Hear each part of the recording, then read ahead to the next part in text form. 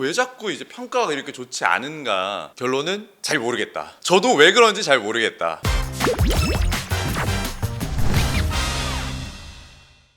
위원님, 혹시 독일 언론들은 왜 그렇게 김민재를 못 가서 이렇게 좀 안달이 난 듯한 느낌이죠? 저희가 사실 이 문제는 최근에 막 이야기가 많이 나왔던 건 아닌 것 같아요. 이전부터 계속해서 김민재 선수의 활약 대비 왜 자꾸 이제 평가가 이렇게 좋지 않은가에 대한 의견들이 좀 있는데, 일단 김민재 선수가 그동안 베이징부터 시작해서 터키 리그를 갔다가 그리고 나폴리 갔다가 어쨌든 미넨까지 가면서 하나하나씩 이제 단계적으로 올라왔잖아요. 이탈리아 무대랑 조금 비교를 한번 해보면 좋을 것 같아요. 현재 독일 무대랑. 나폴리에서 뛰었을 때는 일단은 가자마자 바로 주전으로 뭐 들어간 거, 그건 기본 베이스였고, 바이에른 뮌헨과 이제 나폴리 좀 차이라고 보여지는데, 나폴리는 그 당시에 우승을 매년 하는 클럽은 아니었어요. 미넨은 반대로 우승을 당연히 해야 되는 클럽이기도 하거든요. 예, 특히나 독일 무대 분데스리가에서 그런 부분에서 보면은 약간의 차이가 계속 있는 것 같아요. 미넨에서는 우승을 해야 되니까 결국에는 실수를 하는 거에 대한 리스크가 굉장히 크고, 오히려 나폴리 때는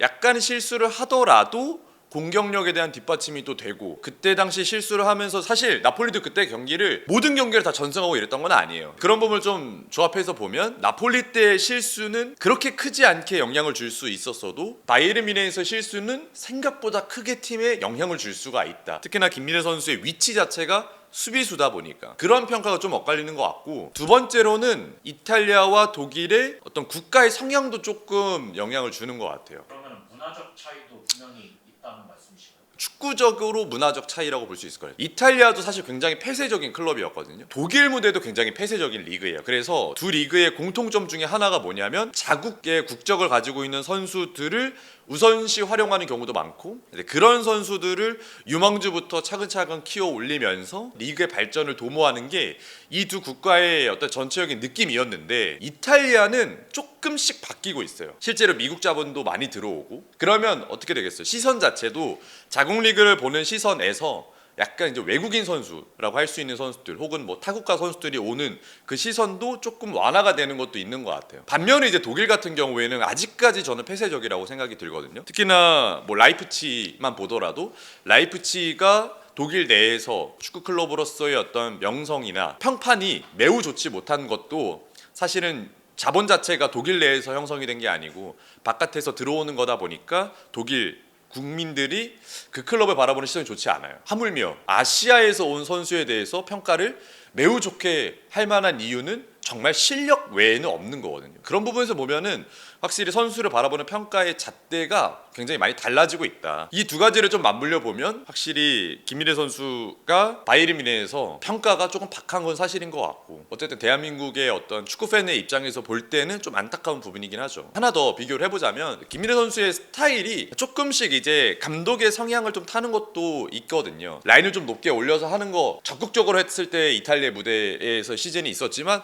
오히려 독일에서는 뭐 투엘 감독과 지금 콤파니 감독을 거치고 있지만 약간 후방에서 조금 밸런스를 잡는 모습도 있고, 그렇지만 이제 김민재 선수의 특성 자체가 높게 올라가면서 하는 모습이 있다 보니까 지금은 높게 올라가 싸우는 것도 있고 내려와서 최후방 수비를 버텨주는 것도 있고 조금씩 다른 것 같다, 이런 생각이 들긴 합니다. 그래서 사실 제가 독일 무대를 팔로잉을 하지만 저보다 더 독일 전문가를 좀 모셔봤거든요. 그래서 오늘 독일 전문가 남윤성 해설위원과 통화를 하면서 제가 한번 이야기를 들어보도록 하겠습니다. 네, 여보세요.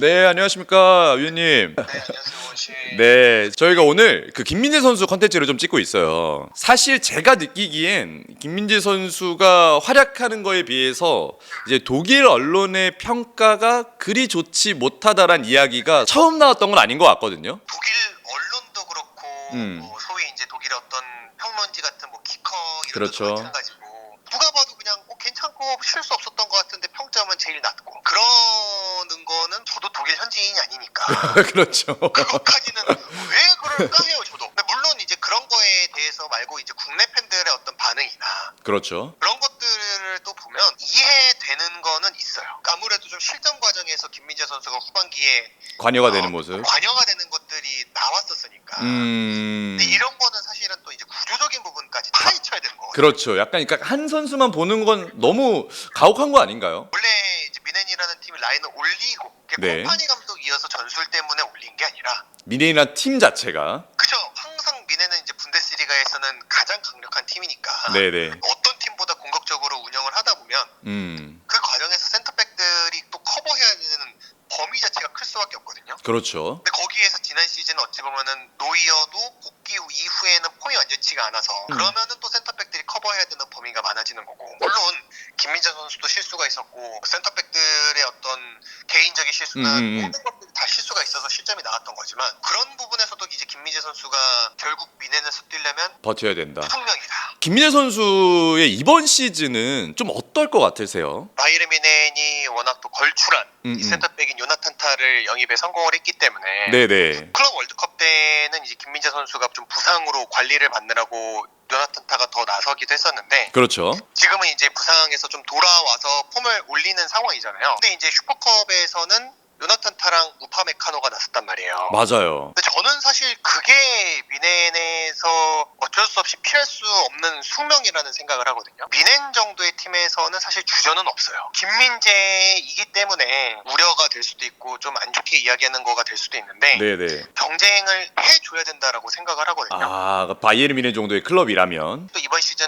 요나탄 타가 더 영입이 되면서 저는 긍정적이라고 보는 거는, 콤파니 감독이 또 전술에 따라서 센터백을 가용할 수 있는 조합의 또 베스트를 찾을 거고, 상대에 따라서 또는 전술 컨셉에 따라서 가동을 할 수 있는 센터백 라인이 달라진다라는 게 일단 미넨 입장에서는 좋은 점이 한 가지가 될 거고요. 두 번째는 어떤 전술에 세 명이 다 똑같이 부합한다라고 했을 때, 그러면 그때는 또 컨디션이 좋은 두 명이 뛸 수가 있는 거죠. 이러한 경쟁 구도가 형성이 되는 게 김민재한테도 좋을 거라는 생각이 드는 그런 시즌이 될 것 같습니다. 긴 시간 통화해 주셨는데 내용도 너무 알찼고, 저희가 한번 나중에는 스튜디오로 한번 모실 수 있도록 하겠습니다, 위원님. 예, 좋습니다. 알겠습니다. 그러면 오늘 통화 감사합니다. 제가 또 연락 드릴게요. 네, 알겠습니다.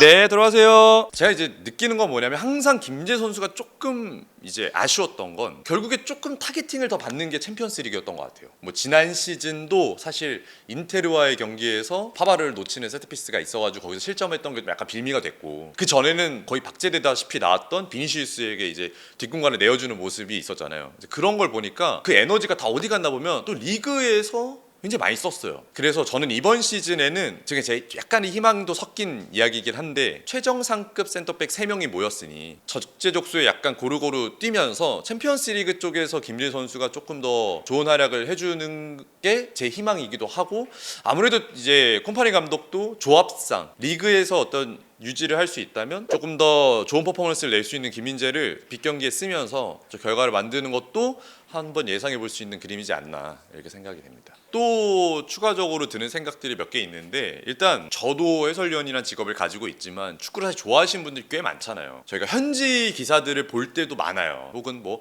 유럽 내에 있는 뭐 유명한 뭐 저널리스트라든지 이런 기사를 볼 때가 있는데, 사실 그런 걸 저희가 모두 팔로잉하는 거는 생각보다 쉽지 않거든요. 사실 호의적인 기사들도 생각보다 꽤 있다.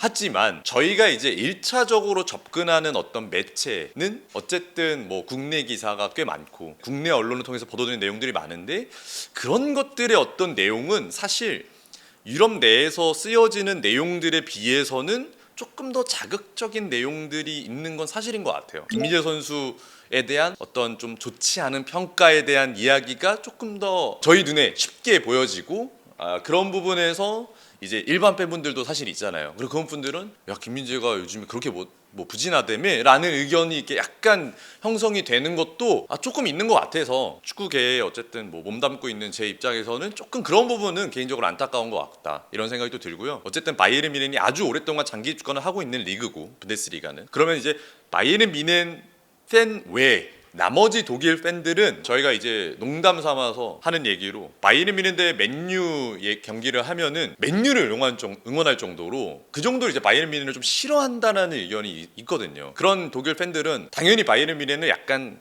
타겟팅해서 뭔가 이제 뜯어내려고 하는 그런 의견이 있을 거고, 그 가운데서 수비적으로 빌미를 주는 선수가 생기면 사실 이보다 더 좋은 먹잇감은 없거든요. 그래서 자꾸 먹잇감이 되는 그러한 어떤 빌미가 되는 게 그런 세력들에게는 포인트가 되는 것 같다. 그래서 뭐 제가 개인적으로 안타깝게 생각하는 두 가지가 좀 있긴 했습니다. 그래서 결론은 억가가? 결론은 잘 모르겠다. 저도 왜 그런지 잘 모르겠다. 김민재 화이팅!